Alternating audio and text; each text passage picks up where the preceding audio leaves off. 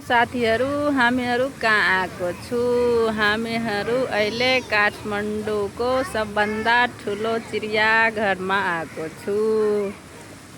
यो एकपल्ट अझै म आएको थिएँ म आफ्नो बुढासँग।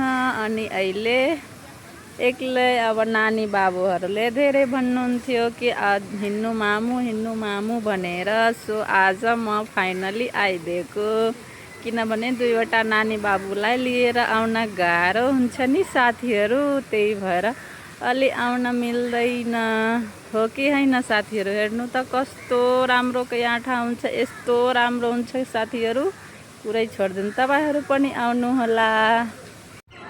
पहिला त हप्तामा एक दिन छुट्टी हुन्थ्यो, अब त हप्तामा साथीहरू 2 दिन छुट्टी हुन्छ। सो बच्चाहरूलाई त कहिले काहीँ घुमाउनु परिहाल्यो नि त साथीहरू। अनि अब बच्चाहरूले पनि धेरै भन्नुहुन्थ्यो कि हिँड्नु मामु भनेर। त्यही भएर म आज आइसकेँ। अनि मौसम पनि एकदम राम्रो थियो, त्यही पनि यताको त मौसम राम्रो। यता नानी बाबुहरूको मस्ती, उहाँहरूले भन्नुभयो मामु खेलाइदिनु। अनि मैले यता केही जनावरको पनि भिडियो बनाइहालेको छु तपाईँहरूसँग सेयर गर्नलाई। अनि तपाईँहरू पनि हेरिहाल्नु।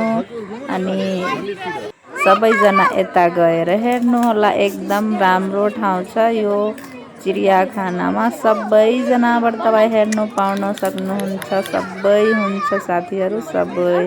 हेर्नु न यो मङ्कीको, वाउ कस्तो प्यारी छ, हेर्नु त। अनि कुन जनावर छ साथीहरू, मलाई त थाहा पनि हुँदैन कुन छ।